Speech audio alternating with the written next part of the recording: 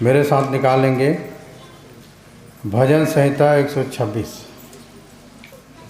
भजन संहिता 126 उसके 3 पद। यहोवा ने हमारे साथ बड़े बड़े काम किए हैं और इससे हम आनंदित हैं। यहोवा ने हमारे साथ बड़े बड़े काम किए हैं और इससे हम आनंदित हैं, है ना। हमारे साथ कहने से हम सब के साथ परमेश्वर ने बड़ा बड़ा काम किया है। जब हम अपने जीवन की गवाही को देखते हैं और कभी कभी बोलते हैं कि मेरे जीवन में अद्भुत काम हुआ, पर जब हम दूसरे की गवाही को सुनते हैं तो हमारा दुख तकलीफ क्या हो जाता है? छोटा हो जाता है। ठीक है, तो हम सब दुख और तकलीफ से भरे हुए थे और जब हम किसी न किसी के माध्यम से जब जाने कि यहाँ उपाय है और जब हम यहाँ आए तो प्रार्थना दुआ ही उपाय नहीं था, उपाय था परमेश्वर का वचन। मैं आप लोगों को बता दूं, जहाँ प्रार्थना दुआ चंगाई होल हाल सोर्स गुल होता है, याद रखना कि वहाँ परमेश्वर का काम नहीं है, चाहे किसी भी जगह क्यों न रहे। परमेश्वर के जो सभा है जहाँ परमेश्वर उपस्थित होता है और उसके सभा में क्या बना रहता है? शांति बना रहता है। तो यहाँ तक आप लोग पहुँचे हो तो आप सिर्फ परमेश्वर के वचन के द्वारा ही यहाँ तक आप पहुँचे हो, बने हुए हो। इसीलिए यहाँ पर लिखा है कि यहोवा ने हमारे साथ बड़े बड़े काम किए हैं। ये सब आप बोल सकते हैं, बता सकते हैं और इससे हम क्या हैं? आनंदित हैं, बहुत ही आनंद है हम। ठीक है, लोग हमारे विषय में क्या बोलते हैं हम नहीं जानते, पर हम इतना ज़रूर जानते हैं कि जिस परमेश्वर की हम भय मानते हैं वो परमेश्वर स्वर्ग पृथ्वी का रचयिता है, हर एक चीज़ का बनाने वाला है, छोटे से लेके बड़े कण तक का बनाने वाला परमेश्वर है। हर एक चीज़ उसने बनाया है, हम उस परमेश्वर की भय मानते हैं। ठीक है, तो लोग क्या बोलते हैं से हमें इससे फर्क नहीं पड़ता, क्योंकि हम उस सच्चाई, उस उद्धार को जान गए हैं। पर मैं आप लोगों को बता दूं मैं कि जब आप यहाँ आए हुए हैं तो इस बात को हर बार मैं बोलता हूँ, इसको भूलना मत। परमेश्वर एक ही है, कोई दूसरा परमेश्वर नहीं है। चाहे आप जहाँ हो वहीं, ऐसा नहीं है कि आप धर्म परिवर्तन करके ही परमेश्वर के पास जाएंगे और आराधना करेंगे तो मिल जाएगा, ऐसा नहीं है। आप किसी भी धर्म में रहो पर आपका कर्म सही होना चाहिए, और बिना कर्म और बिना विश्वास के परमेश्वर नहीं मिलता, चाहे आप धर्म परिवर्तन कर लो। इसीलिए हम बोलते हैं कि आप धर्म परिवर्तन करने की ज़रूरत नहीं है आप लोगों को। आप लोग जीवन को बदलें, अपने अंदर के स्वभाव को बदलें, अपने बुराई को निकाल कर बाहर फेंकें और अपने जीवन में उन अच्छाइयों को डालें जिसको परमेश्वर भाता है और उससे अच्छा भी लगता है। ये आप विशेष ध्यान देंगे। इसीलिए यहाँ पर हम आते हैं, ये हमारा एक वो है, क्या एक घर है। हम सब आपस में मिलते हैं अपने पिता के सम्मुख, एक पिता के सब संतान हैं और हम आपस में सब भाई और बहन हैं और हमारे आत्मिक पिता हैं जिसके सम्मुख आते हैं।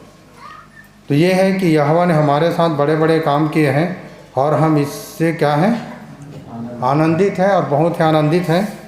मैं आप लोगों को बता दूं मैं कि हम सीख रहे हैं उत्पत्ति 1 अध्याय से शुरू किए थे और कौन सा अध्याय में आ गए हैं हम लोग? 8 अध्याय में साथ पहुँचे हैं हम लोग। तो बेसिक आप लोगों को पता हो गया होगा कि कैसे परमेश्वर ने स्वर्ग और पृथ्वी को बनाया, फिर कैसे बिगड़ा, फिर कैसे पृथ्वी डूबा, फिर पृथ्वी को कैसे बाहर किया, फिर उसके बाद में फिर कैसे संवारा जीव जंतु पेड़ पौधा बनाया, अंत में मनुष्य को बनाया, और जिसने इसको बिगाड़ा था उसको उसने स्वर्ग से निकाल दिया। वो पृथ्वी में था क्योंकि पृथ्वी उसके घर था, और तब जब मनुष्य को बनाया तो फिर मनुष्य को बिगाड़ कर जो अधिकार उसने खोया था फिर उसको उसने पा लिया, क्योंकि अधिकार परमेश्वर ने हमें दिया, अधिकार और सामर्थ्य दिया परमेश्वर ने, और हमने क्या किया, फिर से वो विरोधी को दे दिए। फिर उसके बाद में उसने पूरे मानव जगत में ऐसा तांडव मचाया कि लोग पाप से भर गए, और उसके बाद में परमेश्वर को क्या देखा कि मनुष्य के मन में जो कुछ उत्पन्न होता है सो निरंतर ही बुरा ही होता है, और तब उसने ठान लिया कि मैं पृथ्वी पर से मनुष्यों को बनाकर पछताता हूँ। फिर उसने ठाना कि कहा कि मैं सब प्राणियों को नाश कर दूंगा। पर इस पृथ्वी में एक ही मनुष्य था जिसका नाम नूह था, और वो धर्मी था। एक व्यक्ति धर्मी था जिसके चलते परमेश्वर ने बहुत सारा प्रोग्राम किया। परमेश्वर धर्मी को नाश नहीं करता, मैं फिर से बता रहा हूँ, मैं परमेश्वर धर्मी को नाश नहीं करता। यदि आपको लगता है कि मैं मर जाऊँगा, या मुझे कोई टोन के खा देगा, या शैतान पकड़ लेगा, या कहीं गिर के चला जाऊँ, नहीं, ऐसा कुछ नहीं। अगर आप धर्मी हैं तो परमेश्वर आपको नाश होने से बचाएगा। आप कितनों बड़े खतरा में क्यों ना पड़ जाएं, सिंह भी आपके सम्मुख आ जाएगा तो उसका भी मुंह क्या करेगा, बंद कर देगा। दानियल को जीता जागता सबूत है, दानियल के पुस्तक को पढ़ना, उसको सिंह के मान में डाल दिया गया और सिंह अपना मुंह बंद करके बैठ गया, पर दानियल को रात भर नहीं छुए। तब राजा ने जाके पुकारा, हे दानियल, हे अति प्रिय दानियल। उसने सिंह के मान से आवाज़ लगाया और दानियल को निकाला गया, और जिन्होंने उसको फंसाया था उन्हें और उसके पूरे परिवार समेत सिंह के मान में डाल दिया गया। और सिंह ऐसा छलांग लगाया कि ज़मीन तक नहीं आए और हड्डी तक को चबा के खा डाले विरोधियों को। इसीलिए कभी किसी के विरोधी मत बनो, हानि उठाना पड़े तो उठा लो, पर कभी किसी के प्रति विरोध मत करो। कोई भी ऐसा शब्द मत बोलो कि तुम कभी या हम कभी किसी की नज़र से गिर जाएं। जब एक बार हम किसी प्रकार की किसी को बोल डालते हैं, फिर बाद में कितनों भी सफाई देते हुए फिरते रहो, फिर आपका कोई सुनने वाला नहीं, क्योंकि हमारे इस भवन के लोग जागरूक हो चुके हैं। यदि कोई किसी को बोलता है तो समझ जाता है, बुराई करता है समझ जाता है कि इसमें शैतान अर्थात लूसीफर काम कर रहा है, और ये काम इसलिए कर रहा है लूसीफर इसके द्वारा कि हमारे प्रार्थना भवन के लोग भ्रमित हो जाएं। इसीलिए आप सचेत और चौकन्ना रहें कि मैं कहाँ हूँ और क्या काम कर रहा हूँ। इसलिए हमेशा अपने आप को जांचें और हमेशा अपने आप को प्रभु में बनाए रखें। इसीलिए कभी भी आप इधर उधर की बात न करें। पर यदि कोई विश्वास में कमज़ोर है, कितने साल से है से मतलब नहीं है, वो विश्वास से संबंध रखता है। हमारा यहाँ आना और प्रभु में बने रहना विश्वास में डिपेंड करता है, उसमें संबंध रखता है। आप कितने साल से बने हो पर आपका विश्वास नहीं है तो क्या मतलब। एक दिन से आया हुआ व्यक्ति यदि विश्वास में दृढ़ है तो परमेश्वर उसे स्थिर करता है। नए पुराने की बात नहीं है, ना कोई नया है ना कोई पुराना है, ठीक है। हम सब प्रभु में एक समान हैं। मैं यदि बोलूं कि मैं इतने दिन से हूं तो गलत बात है। मेरे से भी अगर कोई कल आए हैं, वो भी अपने से नहीं आया है, उसको भी परमेश्वर बुलाया है। तो तू कल आया है, मैं पहले आया हूँ से मतलब नहीं है। सबका बुलाने वाला कौन है? परमेश्वर है। और सबका स्थिर करने वाला कौन है? परमेश्वर है, ठीक है। तो नूह ने जहाज़ बनाया, धर्मी होने के चलते परमेश्वर ने उसने कहा। और तब उसके बाद में हमने सीखा कि कैसे नूह जहाज़ में गया और कितने दिन रहा जहाज़ में। जी किसको पता है? 375 दिन जहाज़ में रहा। सरल बात है क्या? चलो तो मैं घर में आपको साल भर कैद करके रख दूं, खाना पीना सब दे दूं, वही भूथा टाइप के निकलोगे वहाँ से, है ना। साल भर कम होता है क्या? पूरा जैसे पाओ वैसे निकलोगे वहाँ से, और सामने में रहेगा उसको काट खाओगे। 1 साल बहुत होता है, 1 साल। और कितने दिन बाद उसको देखना, कितने दिन बाद परमेश्वर ने सुधि लिया। और वो जहाज़ बनाने की प्रक्रिया को मैं देखा, ध्यान किया कि वो ऐसा कैसा जहाज़ था। थोड़ा भी यदि छेद होता, इतना भी छेद होता, ठीक है, तो बूंद बूंद करके टाइटैनिक जैसे डूब जाता। टाइटैनिक जहाज़ डूब गया। अभी टेक्नोलॉजी के समय में जो बनाया गया जहाज़ डूब गया, उस समय तो कुछ नहीं रहा, पर ऐसा परमेश्वर ने बुद्धि दिया और वो जहाज़ नहीं डूबा। ठीक है ना। तो ये है कि ये भी एक ऐसा जगह है जहाँ आप आ चुके हो, ठीक है। अब ये जगह डूबेगा नहीं, अगर ये परमेश्वर का काम है तो ये डूबेगा नहीं। ये क्या होगा, भवसागर से तैरते हुए पार हो जाएगा, और कहाँ तक ले जाएगा वो, परमेश्वर तक ले जाएगा। ठीक है, एक ऐसा जगह है, ऐसा प्लेटफॉर्म मिला है हम लोगों को जहाँ हम इकट्ठे हैं। ठीक है, तो 375 दिन तक रहा। ठीक है, सब जानवर एक साथ थे, मनुष्य भी थे साथ में। और उसके बाद कहाँ पहुँचे थे हम लोग? 15 पर, 8 का 15 ना। अब पढ़िए यहाँ से। तो तख्ती 8 अध्याय उसके 15 पद से पढ़ूंगा मैं। तब परमेश्वर ने नूह से कहा, तो अपने पुत्रों, पत्नी और बहुओं समेत जहाज से निकल आ। परमेश्वर ने कहा, ऐसा नहीं कि वो लोग निकल के आ गए। पहले तो नूह ने चेक किया कि पानी घटा है कि नहीं। तो पहले किसको छोड़ा था जी? कौवा को छोड़ा था, कांवा को नहीं। वापस नहीं आया। उसके बाद में कबूतर को छोड़ा, वापस आया।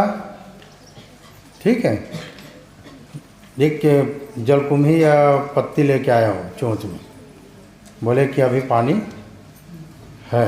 फिर दोबारा छोड़ा तो फिर वापस नहीं आया। ठीक है, और फिर उसके बाद में यहोवा परमेश्वर ने नूह से कहा, तू अपने पुत्रों, पत्नी और बहुओं समेत जहाज में से निकाल लिया। ठीक है, फिर आगे क्या लिखा है? क्या पक्षी, क्या पशु, क्या सब भांति के रेंगने वाले जंतु जो पृथ्वी पर रहते हैं, जितने शरीरधारी जीव जंतु तेरे संग हैं, उन सब को अपने साथ निकाल ले आ, कि पृथ्वी पर उनसे बहुत बच्चे उत्पन्न हो और वे फूले फले और पृथ्वी पर फैल जाएं। फिर उसके बाद में पूरे जंगल झाड़ी पेड़, जंगल झाड़ी पूरा भर गया जीव जंतु से। ठीक है, जल प्रलय के समय कौन से जीव नाव में नहीं आए थे? कौन बताएगा? चलो, आपको पता हो गया। जल में रहने वाले जंतु नाव में नहीं आए थे। ये मालूम होना चाहिए ना जब पढ़ने वाले हो तो। अब जल प्रलय में जल जंतु थोड़ी मरेंगे, कैसे? पर वो नहीं आए। इसका मतलब क्या समझ में आया बताओ? सबका मतलब है। इसीलिए बोलते हैं कि परमेश्वर का वचन जो है समुद्र है। बाइबल क्या है? समुद्र है। और जो इसमें डूब गया, समझ गए ना, फिर उसको और जान गंवाने की ज़रूरत नहीं है, क्योंकि जो समुद्र में डूब गया, समुद्र के सारा जीव जंतु बस। इसलिए बोलते हैं कि आप परमेश्वर के वचन में डूब जाओ, परमेश्वर आपको क्या करेगा? संभालेगा। हम लोग समझाते थे तो एक उदाहरण देते थे कि गिलास में पानी और पानी में गिलास से बोलते थे ना। तो ये हम लोग समझाते थे गिलास में तो पानी है, भरा हुआ है, तो उसकी बाहरी सतह में पानी नहीं है ना, गिलास के बाहरी सतह में पानी नहीं है, बाहरी भाग में, पर अंदर पानी है। पर गिलास को पूरा पानी में डुबा दोगे तो अंदर बाहर सब जगह क्या हो जाएगा, पानी पानी हो जाएगा। इसीलिए अक्सर हम बोलते हैं कि जल ही क्या है, जीवन है। ठीक है, किसी को जल जंतु को पानी से निकालोगे तो कितने समय तक जिंदा रहेंगे, मछली को निकालोगे तो एक समय तक जिंदा रहेगा। ठीक है, पर एक और जीव आता है जिसको बोलते हैं उभयचर, जल थल दोनों में जी जाता है। तो चलो ठीक है, पर हम जहाँ तक हो सके परमेश्वर के वचन में हम अपना जीवन बिताएं, ताकि सारी समस्या से परमेश्वर हमें बचा ले। इसीलिए ठीक है, और ये इसलिए बचाया, नूह के साथ जो धर्मी था, नूह को अकेला बचा देता, उसके परिवार को बचा देता अकेला, सारे जीव जंतु मर जाता तो सिस्टम बिगड़ जाता ना, सारा चीज़ बिगड़ जाता ना रमेश जी। इसीलिए एक व्यक्ति अगर धर्मी निकल जाए प्रार्थना भवन में तो हम सब का भला हो जाएगा, हम सब बच जाएंगे एक जने के चलते। और मैं तो बोलता हूँ कि हम सब अगर धर्मी हो जाएंगे तो पूरा देश दुनिया को परमेश्वर क्या करेगा, बचा लेगा। ठीक है, इसीलिए एक बात और मैं बता दूं, मैं इसको खुला रखना, रोमी 8 उसके 19 पर।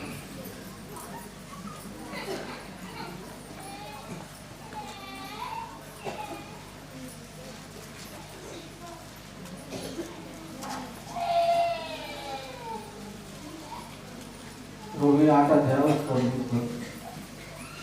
क्योंकि सृष्टि बड़ी आशा भरी दृष्टि से परमेश्वर के पुत्रों के प्रकट होने की बाट जोर है। हाँ, क्योंकि सृष्टि बड़ी आशा भरी दृष्टि से परमेश्वर के पुत्रों की प्रकट होने की बाट जो रही है। ये जो सृष्टि जो हम देख रहे हैं, यहाँ तक कि हवा, पानी, आग, पेड़ पौधा, जीव जंतु जो दिखते हैं, ये सब आस लगाए हुए हैं कि परमेश्वर के पुत्र प्रकट हो।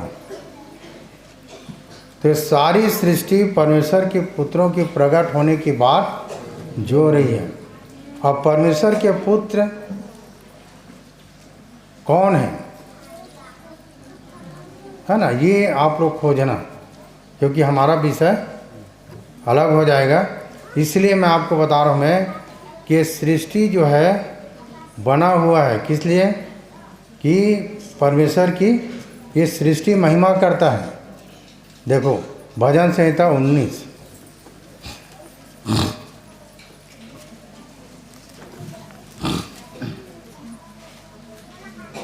उसके पहले पद से।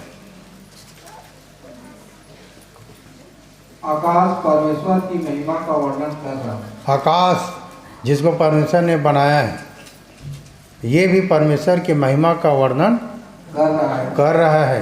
और आकाश मंडल उसकी हस्तकला को प्रकट कर रहा है। आकाश मंडल उसकी हस्तकला को क्या कर रहा है, प्रकट कर रहा है कि कैसे उसने सूर्य को बनाया, चौथे दिन में बनाया ना, चांद को बनाया, तारेगढ़ को बनाया।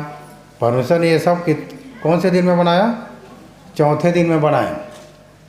और ये सब आकाश मंडल जो है उसके हस्तकला को क्या कर रहा है, प्रकट कर रहा है। आप देख के कह सकते हैं कि कैसे परमेश्वर ने बनाया है सब। हम बना सकते हैं क्या? हमारा आर्ट जो है, जो कलाकार है ना, जो आर्ट है, जो कुछ बनाते हैं, उसमें परमेश्वर का गुण पाया जाता है ना। इसीलिए जो पेंटर होते हैं ना, उनके कल्पना को देखना, कैसे कल्पना करके किसी चीज़ को हूबहू बनाते हैं। अच्छी बात है, बना लेते हैं, पर कुछ दिन के बाद में चाहे उसको शीशा में रखो, चाहे लेमिनेशन कराओ, पर उसका कलर जो है चल देता है, वैसे नहीं रहता, बदल जाता है ना। क्योंकि मनुष्यों के द्वारा बनाया हुआ चीज़ क्या है, आर्टिफिशियल है। पर परमेश्वर बनाए उसका कलर जाता है क्या?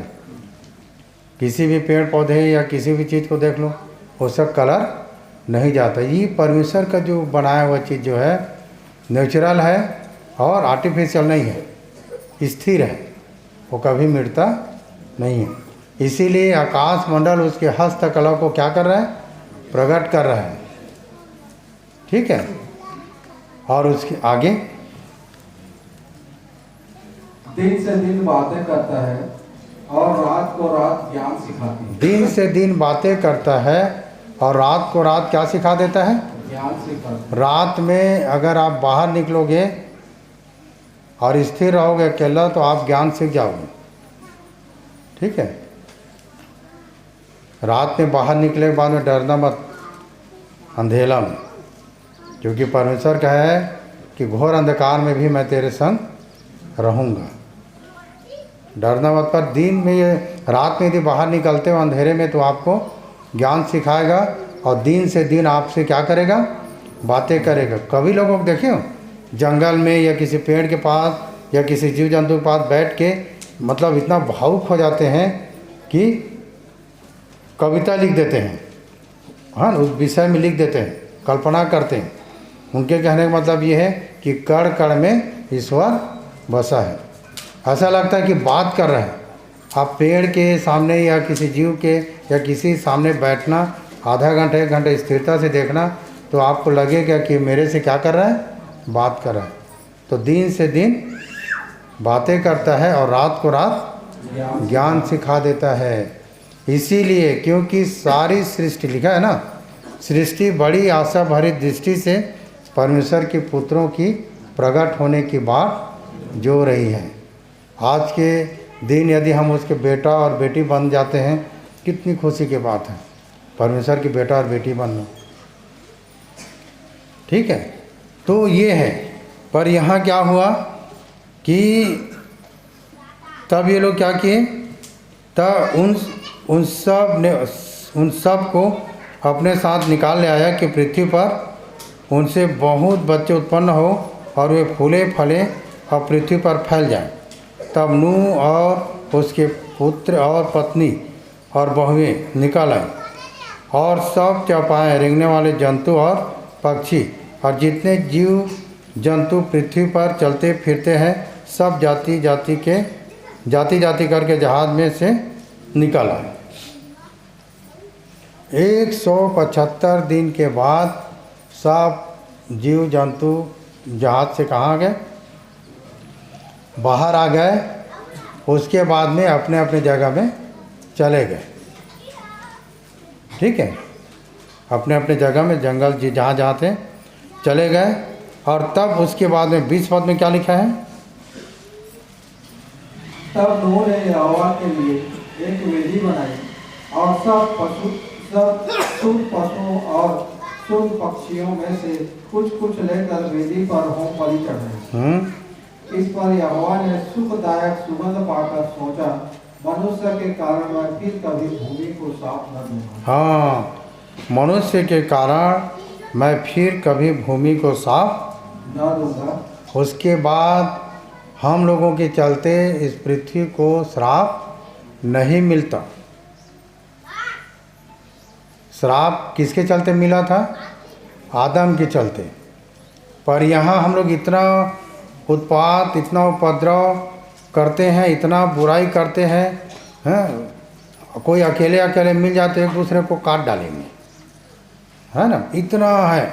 फिर भी हर दिन हमारा जीवन बुराई से कटता है, फिर भी परमेश्वर नहीं कहता कि भूमि तेरे कारण श्रापित है, क्योंकि उसने इस बात को कह दिया कि मैं फिर से भूमि को साफ ना दूंगा मनुष्य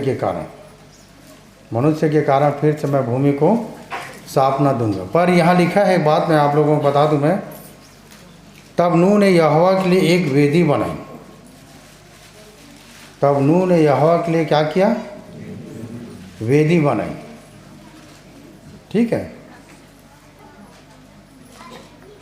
और सब शुद्ध पशुओं और सब शुद्ध पक्षियों में से कुछ लेकर वेदी पर होम बलि चढ़ाया।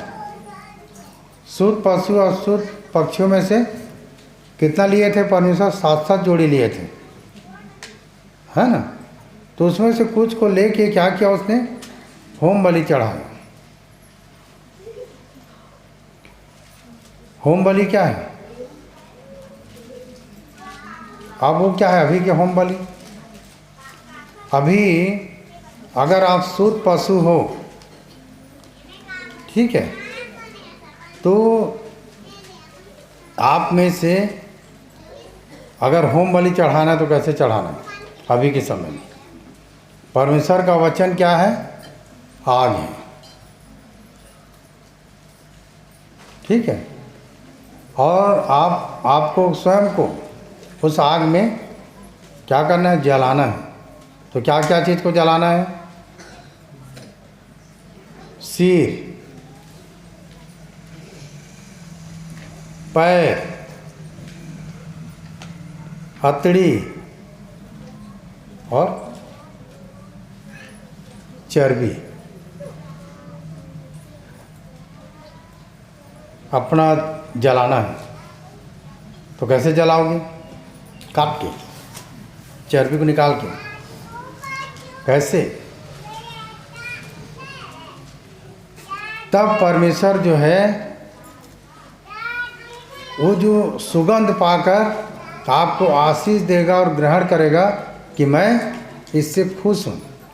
तो मैं आप लोगों को बता दूँ कि परमेश्वर का वचन आग है। ध्यान से सुनिएगा, परमेश्वर का वचन क्या है? आग है। सिर को चढ़ाना मतलब हम अपने विचार को चढ़ाते हैं आग में। अब हमारा विचार नहीं रहेगा, किसका रहेगा? परमेश्वर के वचन के अनुसार हमारा सोच रहेगा। नीति वचन 3:5 में लिखा ना, तो अपनी समझ की सहारा न लेना। अब हमारा जो सिर कहने से हमारा जो विचार, सिर कहने से पूरा शरीर को चलाने वाला, अब विचार कहने से हमारा कंट्रोल करने वाला, हम जो सोचेंगे वही करेंगे। जो जैसा सोचता वैसी दिखता है ना, या वैसी करता है। तो ये सोच को भी वचन में, उस वचन रूपी आग में झोंकना है, जलना चाहिए। थोड़ा भी सोच यदि आपका बचा हुआ है तो एक दूसरे के लिए बुराई जरूर करोगे। जो बुराई इधर उधर के करता है, समझ जाओ उसने अपने सिर को वचन रूपी आग में नहीं जलाया है। सिर मतलब विचार, उस विचार को वचन रूपी आग में नहीं जलाया। जब वचन में सब ये विचार, जो आपका सिर है, जो विचार है, अगर जल जाएगा तो आपका सोच विचार क्या हो जाएगा? परमेश्वर के वचन के अनुसार हो जाएगा ना। और अतड़ी कहने से भूख, अतड़ी कहने से क्या है? भूख। ये लिखते जाओ, बाद में नहीं मिलेगा। अतड़ी कहने से भूख, क्या क्या चीज़ का भूख है?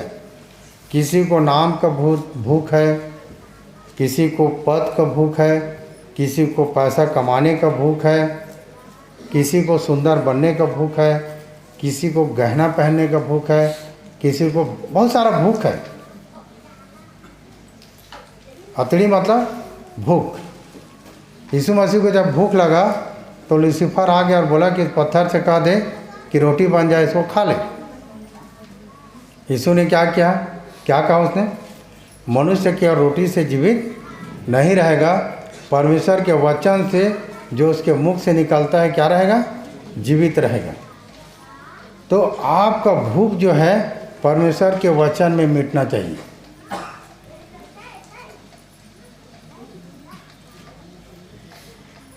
ठीक है। अतड़ी कहने से भूख है ना। तो भूख किस में मिटेगा? है ना। तो परमेश्वर के वचन में आपका भूख क्या होगा? मिटेगा। अगर आपको किसी चीज़ भूख करने से लालच बढ़ जाता है ना, कोई दिन भर आप सोच, सुबह उठना और देखना आप किसके पीछे भाग रहे हो, पैसा के पीछे, नाम के पीछे, या क्या चीज़ के पीछे भाग रहे हो। और पता है भूख मतलब संसार खाने पीने का भूख नहीं रहता है। जब आपको किसी को बोल दिया जाए कि हर दिन आपको 5,000 मिलेगा, काम करना है और आधा मतलब 10 मिनट भी लेट नहीं होना है, बिना खाए जाकर उसको काम करेगा। पैसे का भूख, किसी को देखना दिन रात खाते पीते नहीं है, नाम कमाने का भूख, ठीक है, मुझे लोग जाने। तो ये सारा भूख जो अतड़ी जो है एक ऐसा भूख है ना, जो कभी, तो ये सब भूख, ये सब अतड़ी को कहाँ चढ़ाना है आपको? परमेश्वर के वचन में। इसीलिए यीशु ने कहा ना, दिन भर की रोटी मुझे दिया कर। और जो कुछ है हमारे पास उन्हीं बातों में क्या करना है? संतोष करना है। आपको पता है, मैं आप लोगों को बता दूं मैं कि कितनों बड़े धनी क्यों ना रहे, अपना जान बचा लेते हैं क्या, है ना। मेरे पास सब कुछ था।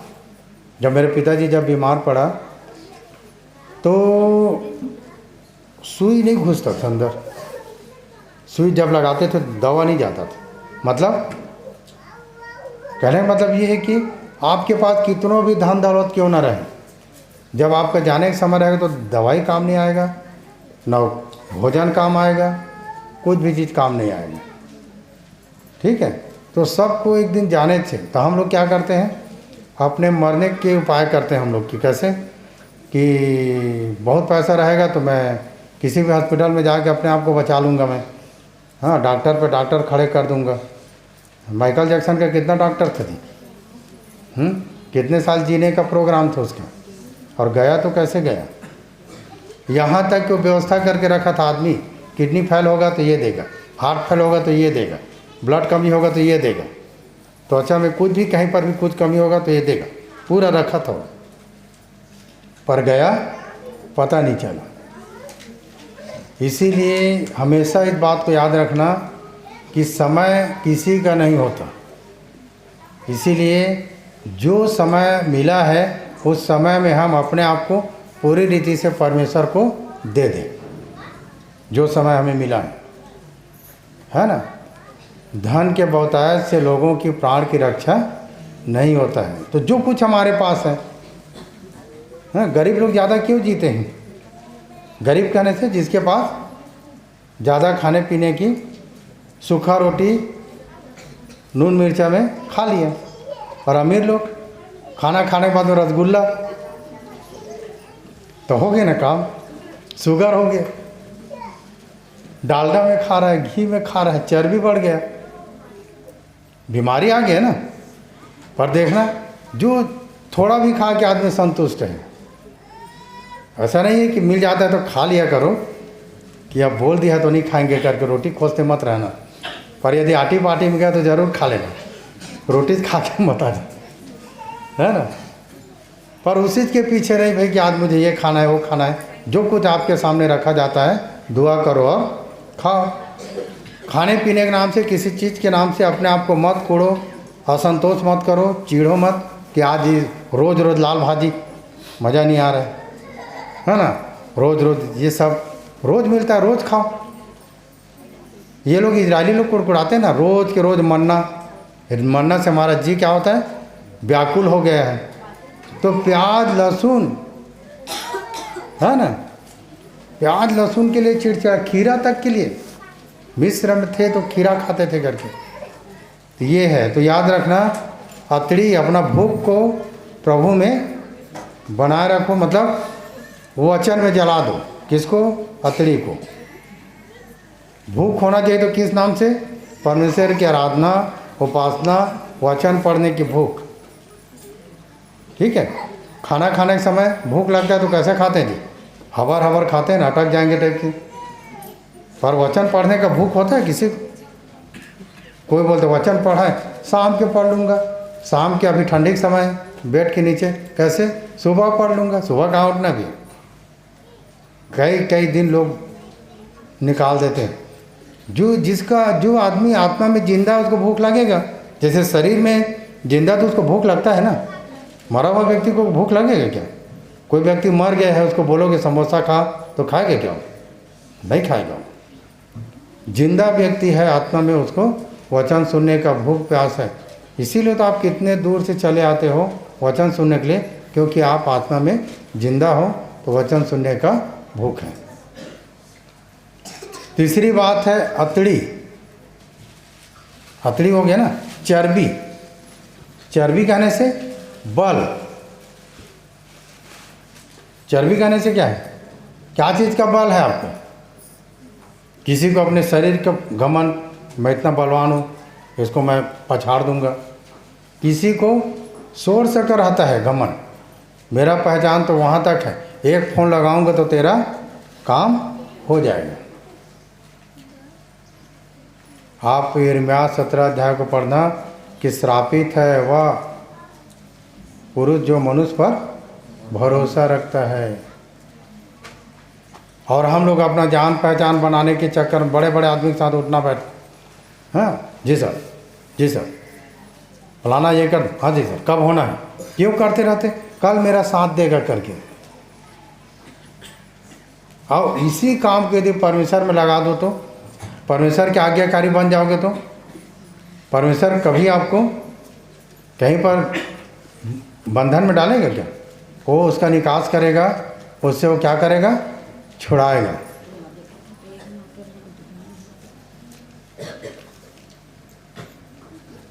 ठीक है ना? तो याद रखना कि हमारा बल कहाँ है, हमारा बल मूल कौन है, परमेश्वर है। तो आपकी भरोसा किस पर रहना चाहिए, परमेश्वर पर रहना चाहिए। यशायाह 31 अध्याय को पढ़ोगे तो लिखा है कि हाय उन पर जो सहायता पाने को कहाँ जाते हैं, मिस्र को जाते हैं। तो आपको ये नहीं बोल रहा हूँ कि आप जान पहचान मत बनाओ, सबसे बनाओ, जितना भी मिलता है सबसे बनाओ, पर हमारे जान पहचान बनाने का मतलब ये है कि हमको कहाँ तक, प्रभु यीशु मसीह में परमेश्वर तक मेल कराना है। इसीलिए लिखा ना, क्या धन्य वे जो मेल कराते हैं क्योंकि परमेश्वर के पुत्र कहलाएंगे। तो परमेश्वर की बेटा बेटी का मतलब मैं बता दिया हूँ कि जो व्यक्ति किसी नए व्यक्ति को परमेश्वर से मेल कराता है वह उसका बेटा और बेटी बनता है। आपकी जान पहचान सबसे होना चाहिए, पर उससे घमंड नहीं करना चाहिए कि मेरा उठना बैठना उठ के उसके साथ है या मैं ऐसा कर लूँगा। हमारा बल क्या है, सिर्फ परमेश्वर है। तो कितने बातें हो गया, सिर, हथड़ी, चर्बी और पैर,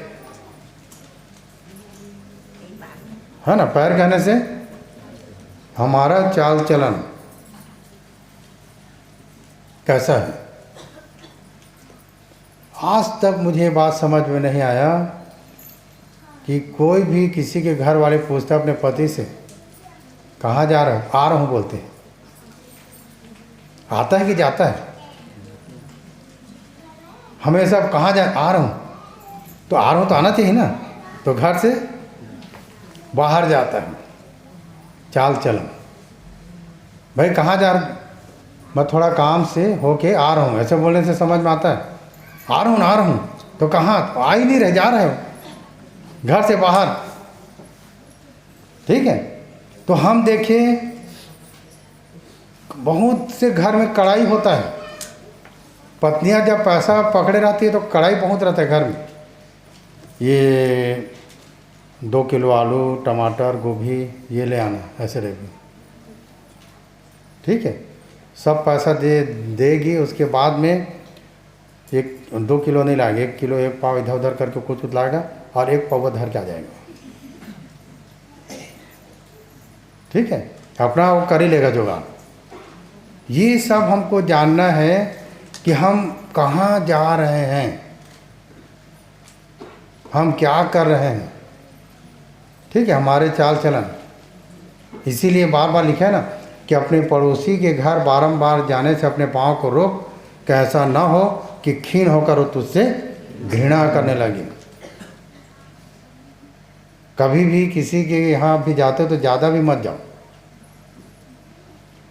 है ना। आपका उठना बैठना परमेश्वर के वचन के अनुसार हो।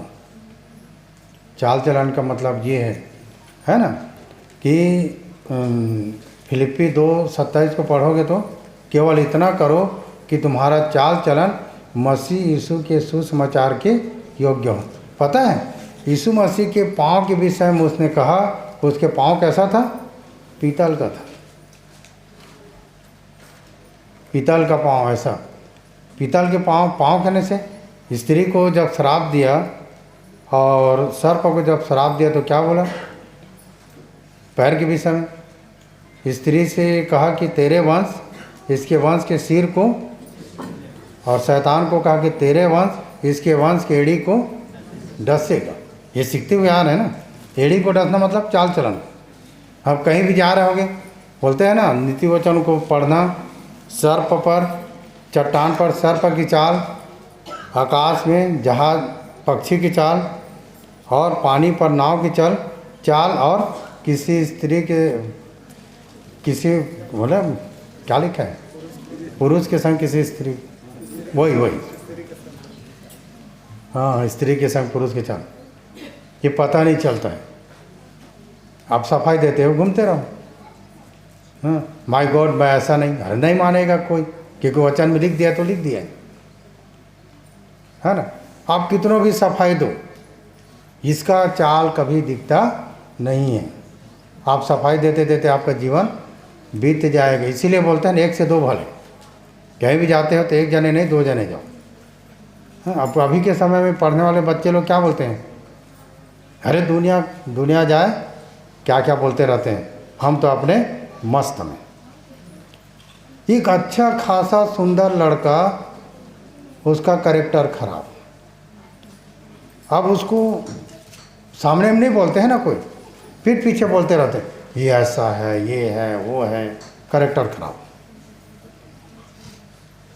हुआ नहीं है, कैरेक्टर खराब नहीं हुआ है, पर लोगों की हो गया ना नीति वचन के अनुसार।